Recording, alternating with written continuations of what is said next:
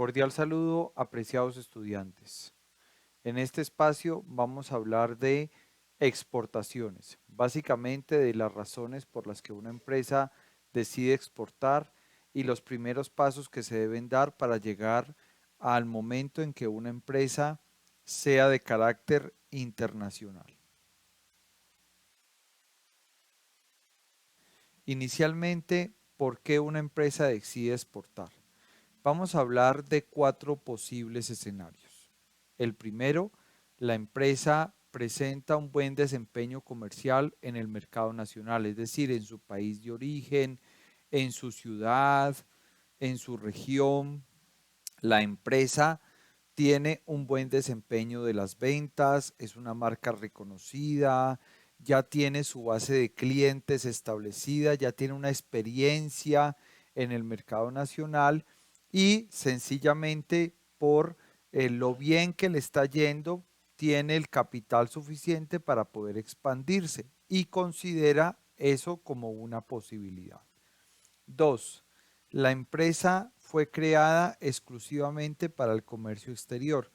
Hay empresas que una vez identificada una necesidad en otros países y nos damos cuenta que esa necesidad la podemos satisfacer creando una empresa, en este caso en Colombia, pues sencillamente se crea la organización, se crea la compañía exclusivamente para satisfacer las necesidades del mercado exterior, porque sabemos que hay un producto que se puede hacer en Colombia, que tenemos ventajas para poder hacer ese producto y entonces se crea la empresa exclusivamente con ese objetivo.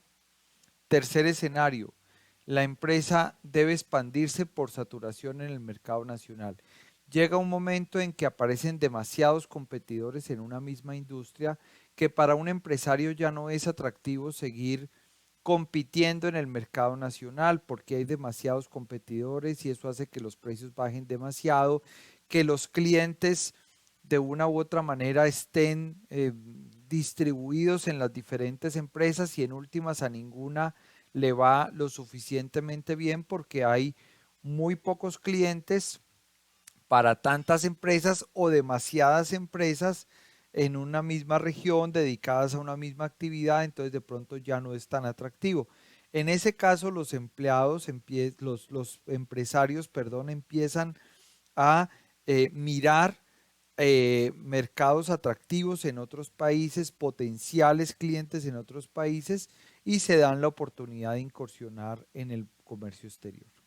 Cuarto, coyunturas políticas o económicas que afectan la demanda nacional, entonces hay demasiada inflación, suben, digamos, demasiado los precios o hay una crisis económica y las personas ya no tienen suficiente, ya no hay trabajo o ya no tienen suficiente poder adquisitivo o hay un cambio de régimen político, por ejemplo, normas legislaciones tributarias, legislaciones laborales que de pronto ya no hacen tan atractivo para el empresario seguir comercializando en su país de origen, sino que por el contrario volca su mirada en otros países. Entonces vamos a hablar o vamos a especificar las condiciones de cada uno de los escenarios. Entonces, el escenario 1 es que la empresa tiene un buen desempeño comercial en el mercado local. ¿Cuáles son las condiciones de ese escenario? Entonces, digamos, la empresa comienza con una oferta de bienes y servicios en su entorno inmediato. Algunas empiezan muy pequeñas en su barrio, en su ciudad, tienen ya una trayectoria, son reconocidos, tienen una base de clientes y entonces se dan la oportunidad de diversificar el mercado en la región, es decir, expandirse a otras ciudades de la misma región, de su mismo departamento, entonces abren sucursales en las ciudades más cercanas, en los municipios más cercanos, empiezan a distribuir a toda la región. Cuando ya tienen, digamos, un capital suficiente, una trayectoria, una experiencia en el mercado, se dan la oportunidad de darse a conocer en el mercado nacional. Por lo general, estas son las etapas que se surten a no ser que lleguemos al escenario 2, donde la empresa es creada exclusivamente para el comercio internacional, pero cuando una empresa, digamos, decide exportar y ya tiene una trayectoria en el mercado nacional, por lo general pasa por estas etapas, comienza en su entorno inmediato, luego abre sucursales en las ciudades cercanas y cuando ya tiene, digamos, una solidez financiera suficiente, pues se da la oportunidad de incursionar en el mercado nacional, de tener cobertura nacional. En el caso de Colombia, nuestro país, pues sería en los 32 departamentos, en las 32 ciudades capitales. ¿Eso qué genera? Pues que ya tenga un conocimiento del mercado nacional, que ya conoce las preferencias de los consumidores, ya saben qué les gusta, cuáles son, digamos, su conducta al comprar, qué es lo que determina que ellos decidan comprar mi producto, si es el precio, si es la calidad, algunas características de forma, el tamaño, el color, el olor, el sabor. Hablamos inclusive de características organolépticas, es decir, características que se reciben a través de los sentidos, olor, color, sabor, textura, todo ese tipo de cosas. Entonces ya las conocemos, ya sabemos cuál es la conducta del consumidor, ya conocemos a nivel legal cuáles son las normas sanitarias y las normas técnicas que rigen el poder comercializar el producto en mi país, ya sé qué es lo que me exige, ya sé qué es lo que me exigen como características del producto, pero ya a nivel legal ya no es una cuestión del consumidor, sino que ya lo que pide la ley. Y esas normas sanitarias y técnicas lo que me determinan es cómo debo elaborar mi producto y cómo lo debo presentar. Eso incluye la etiqueta, la información que tenga, el tipo de envase, los insumos, la organización de la planta de producción, las características que deben tener los empleados. Todo eso está incluido en las normas sanitarias y las normas técnicas. En el caso de los alimentos, por ejemplo, el INVIMA tiene un referente muy importante que son las buenas prácticas de manufactura. Asimismo, pues ya conozco cuando abra las sucursales a nivel regional o a nivel nacional, pues yo ya sé cuáles son los trámites de constitución de la empresa, qué es lo que tengo que hacer. En el caso colombiano, pues ante la Dirección de Impuestos y Aduanas Nacionales, en las cámaras de comercio, cuáles son los trámites que tengo que hacer para legalizar la constitución, si voy a convertirme en una sociedad. Todo ese tipo de cosas hay que tenerlas presentes. Eh, ya, digamos, tengo un personal capacitado en la estructura organizacional que conoce y que sabe no solo de la elaboración del producto, sino de la gestión de la empresa como tal, a nivel de mercadeo, a nivel financiero. Ya tengo un personal que me ayuda con el tema contable, con el tema de la tesorería, que son los recaudos, los pagos, el manejo de la cartera. Ya tengo una estructura contable que también me permite cumplir las obligaciones tributarias con los impuestos, las contribuciones, todo ese tipo de cosas. Ya tengo un área de talento humano fortalecida que se encarga del reclutamiento, la selección, la capacitación de los empleados. Ya tengo una empresa constituida con una solidez y con una trayectoria en el mercado. Eso hace que yo conozca muy bien el entorno nacional, sepa cuáles son digamos, las características a nivel de los clientes, competidores, proveedores, ya sé cuáles son las restricciones que tengo a nivel social, a nivel político, a nivel demográfico. Entonces, yo ya sé dónde estoy haciendo el negocio. Luego vamos para el escenario número 2, una empresa creada exclusivamente para el comercio exterior. ¿Cuáles son las condiciones de este segundo escenario? Pues básicamente que existe un producto local y se conoce su necesidad en otro país.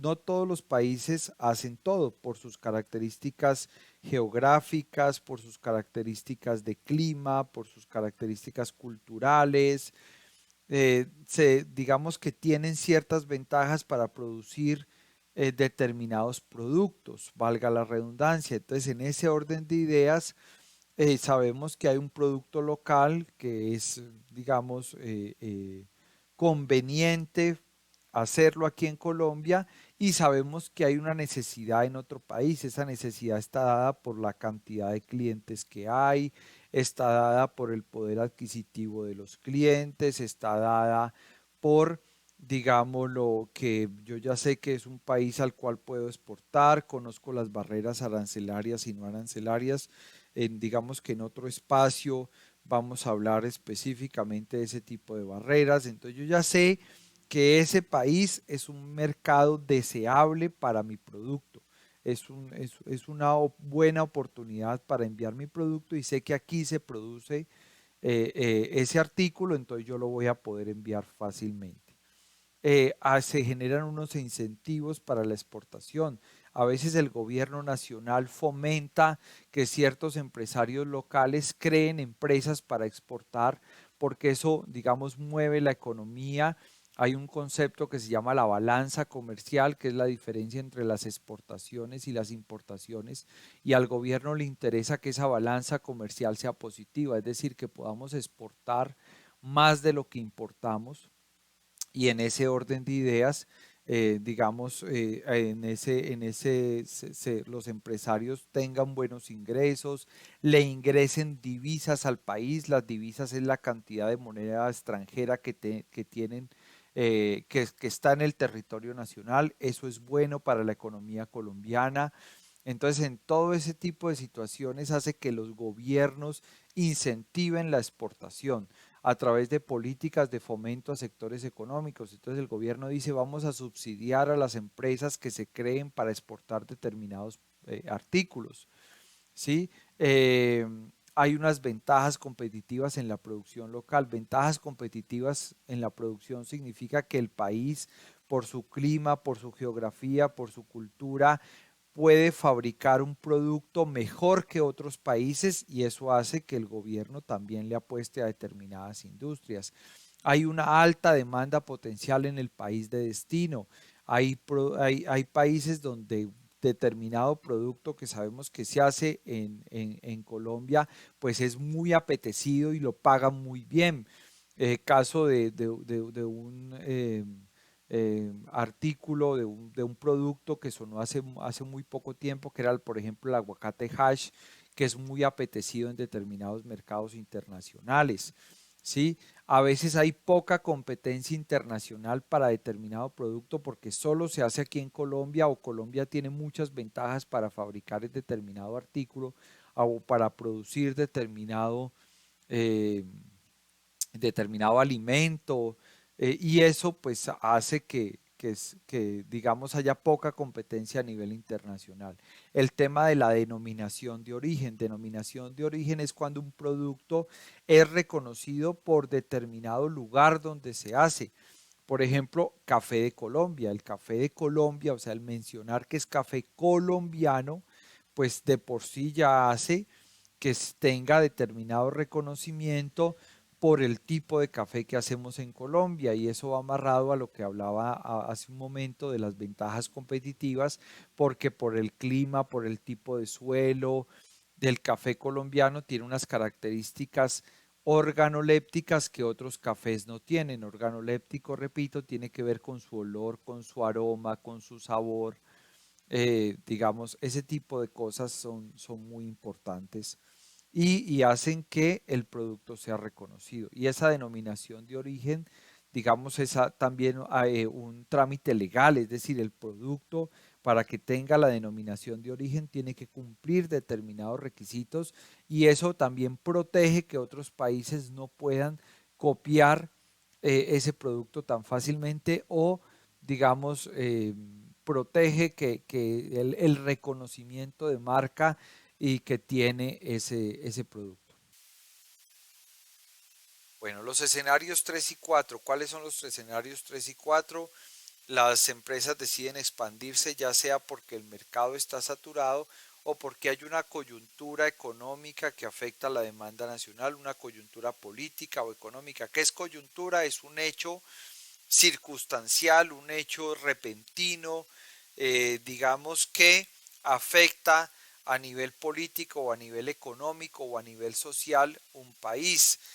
Caso, por ejemplo, no sé, que de un momento a otro se dé una dictadura o que de un momento a otro, eh, digamos, haya un desastre nacional o, por ejemplo, la emergencia social que hubo hace muy poco tiempo, que se generó una revuelta a nivel nacional, un paro, eh, una nueva ley que cambie totalmente el escenario o el entorno en el cual se hacen los negocios por ejemplo, en Colombia, y entonces pues los empresarios empiezan a mirar el atractivo de los mercados internacionales porque Colombia, digamos, pierde ciertas características que motivan a los empresarios a vender solamente en el mercado colombiano.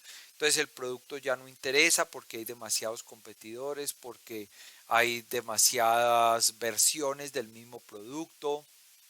Entonces, digamos, ya se perdió la novedad del producto o el producto es homogéneo y solo importa la estrategia de liderazgo en costos, es decir, vende quien tiene el menor precio y eso pues también desmotiva a los empresarios siempre van a querer vender su producto donde lo paguen mejor, hay una recesión económica, bajan los ingresos, hay desempleo, a veces se da algo que se llama el invierno demográfico, es decir, hay países donde los clientes, por ejemplo, los clientes objetivos se disminuyen por, en el caso, no sé, digamos, de los productos infantiles y que la población esté envejeciendo, por ejemplo, o que la tasa de natalidad sea menor que la tasa de mortalidad y entonces las personas, digamos,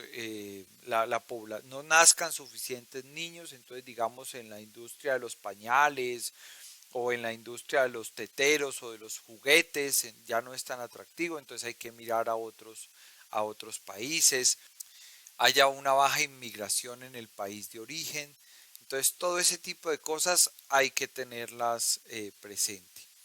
Y por último, digamos, las empresas también exportan porque quieren diversificar los riesgos. ¿Qué significa diversificar los riesgos? Pues todos sabemos lo que pasó, por ejemplo, en Venezuela, que de un momento a otro se subió un presidente que, digamos, empezó a expropiar la propiedad privada, digamos, acabó y quitó los incentivos para los empresarios. Entonces, si yo tengo operaciones en 5 países y uno de esos países, digamos, pierde su atractivo comercial, pues me quedan las otras 4 opciones para seguir vendiendo mi producto. En cambio, si yo estoy en un solo país y en ese país se genera alguna crisis, pues digamos que, como se dice popularmente, puse todos los huevos en una misma canasta. Entonces eso hace pues que la situación se complique un poco.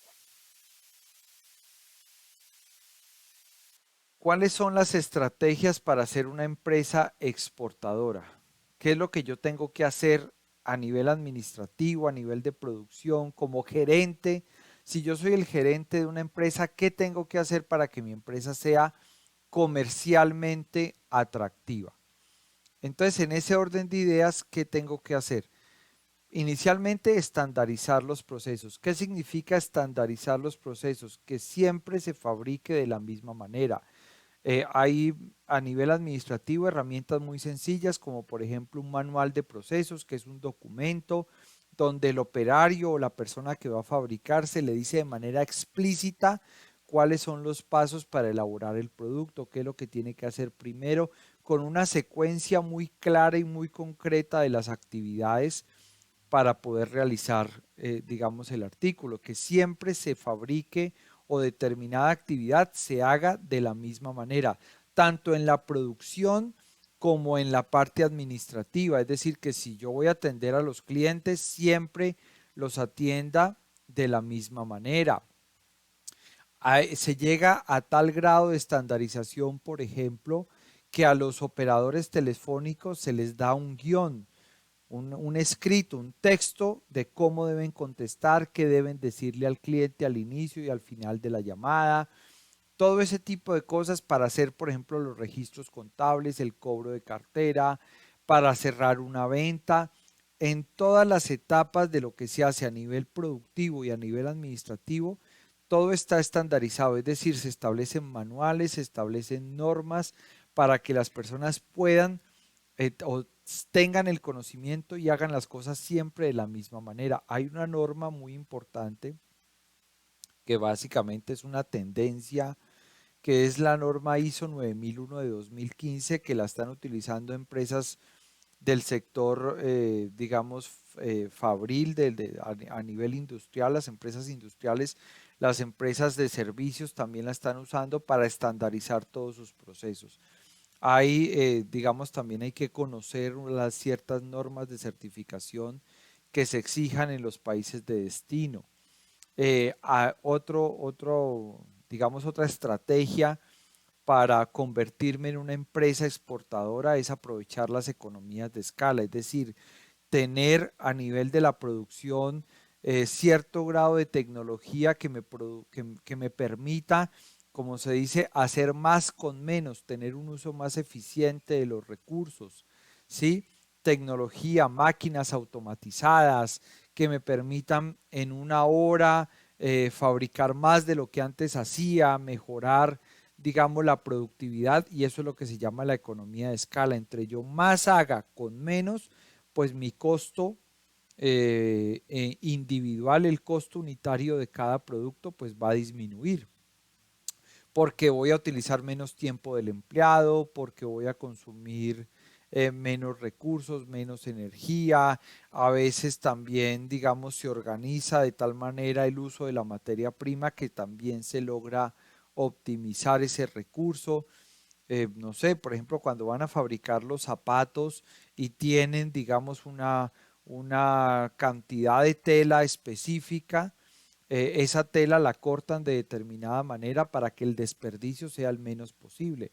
Eso también contribuye a la economía de escala, las máquinas automatizadas, por ejemplo, en el caso de las bebidas, las máquinas automatizadas de envasado y todo ese tipo de cosas, pues primero se requiere menos personal, segundo se sacan mayor cantidad de producto en menos tiempo, entonces todo eso hay que tenerlo presente.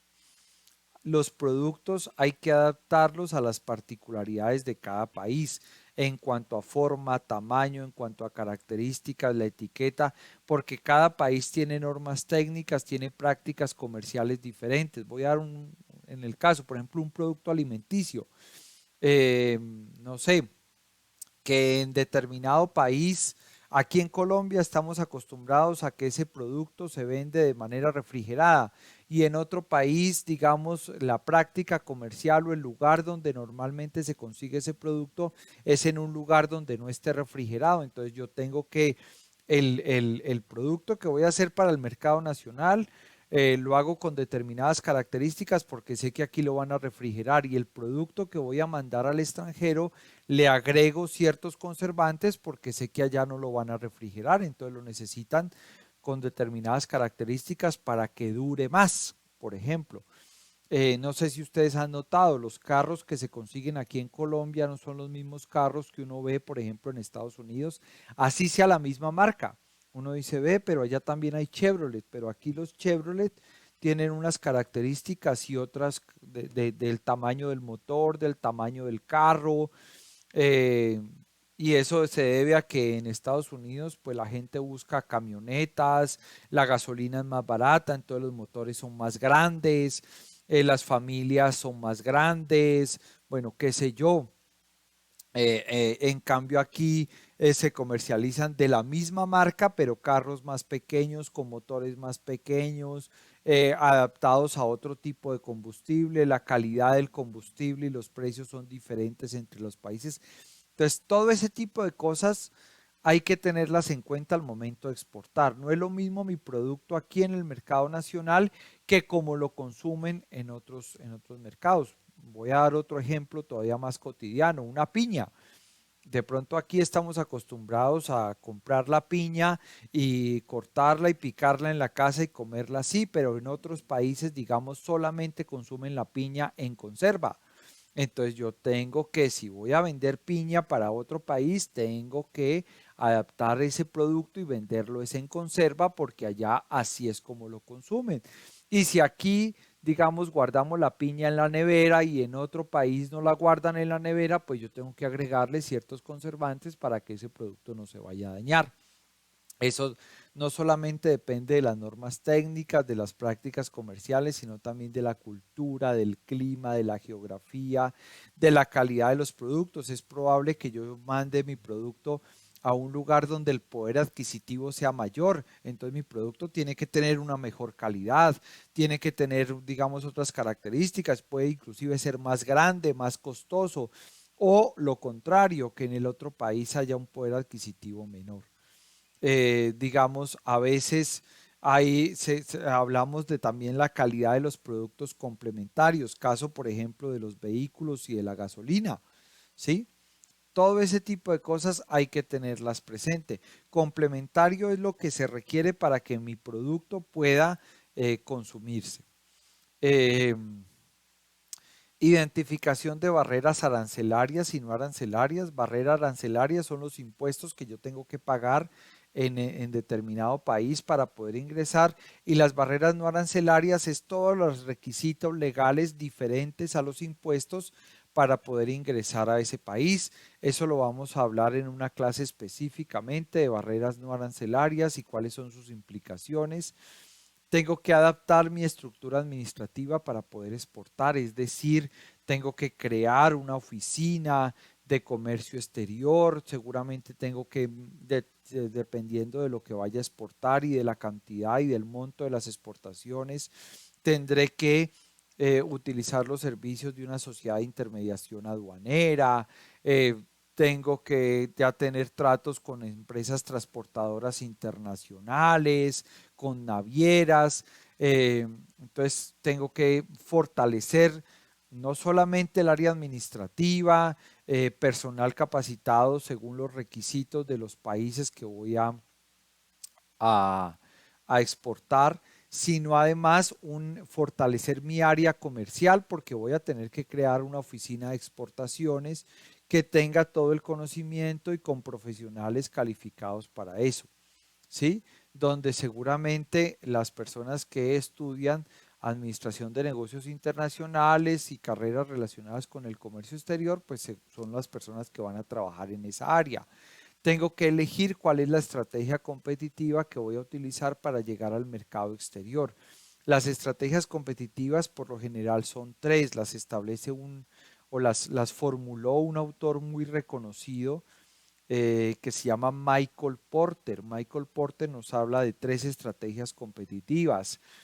La primera estrategia competitiva se denomina liderazgo en costos, es decir, yo vendo mi producto más barato que el competidor, pero lo vendo más barato también porque mi estructura de costos es más económica, es decir, yo soy más eficiente a nivel de la productividad, hago un mejor uso de las materias primas, produzco más con menos, tengo un personal más capacitado, bueno, en fin. En ese orden de ideas, la segunda estrategia competitiva tiene que ver con la diferenciación.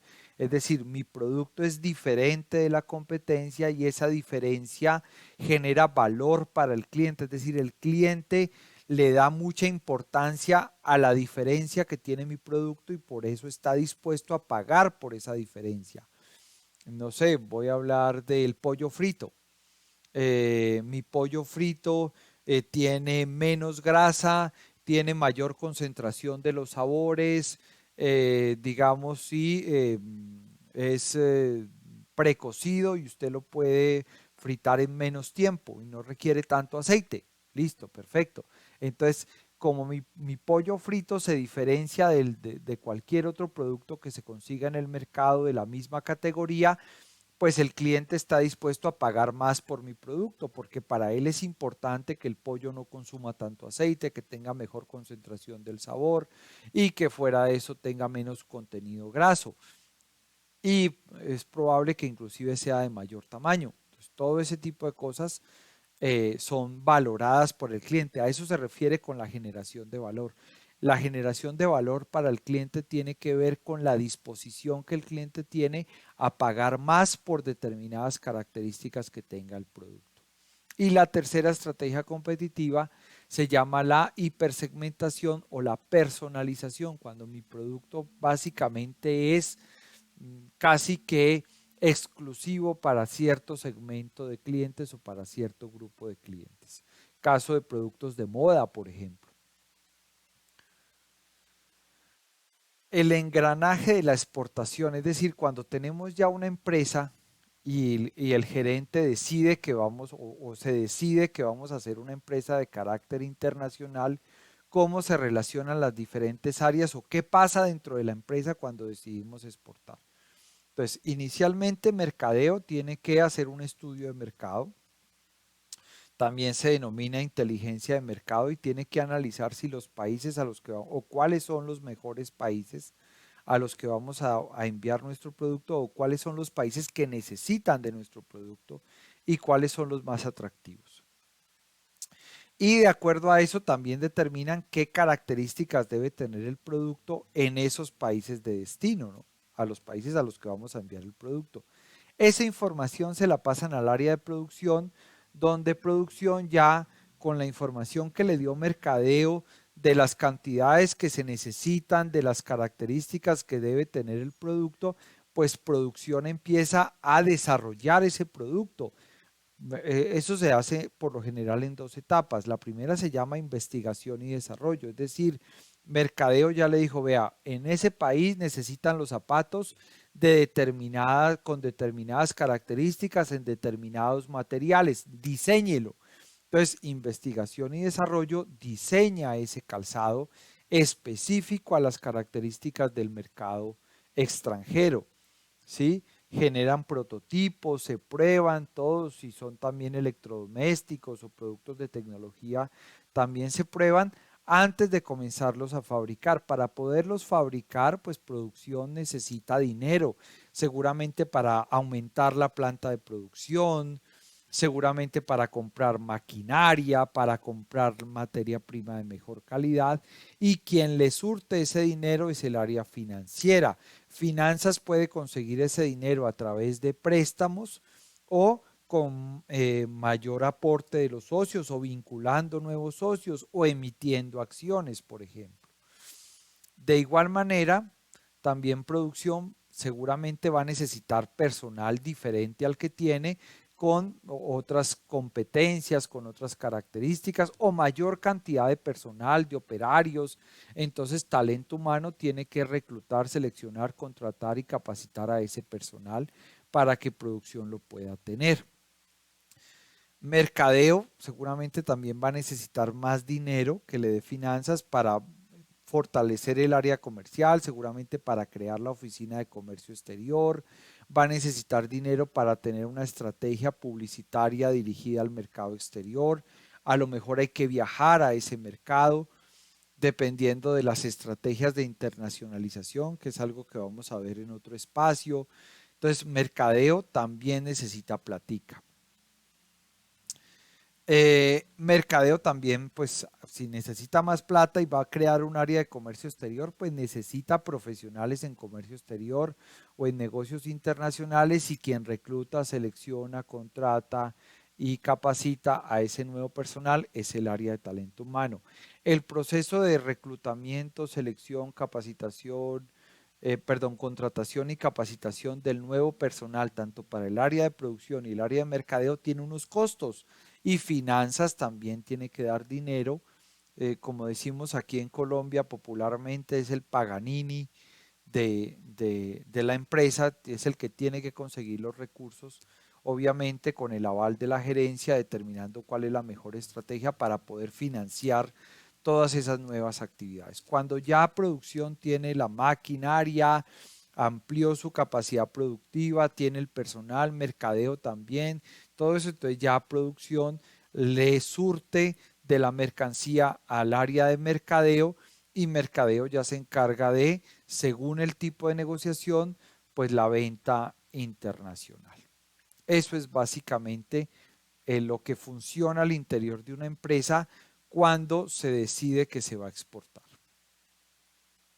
Apreciados estudiantes, espero que este contenido haya sido de su agrado. Los invito a que le den like a este video, a que se suscriban al canal, a que activen la campanita para que les llegue más contenido de utilidad. Gracias.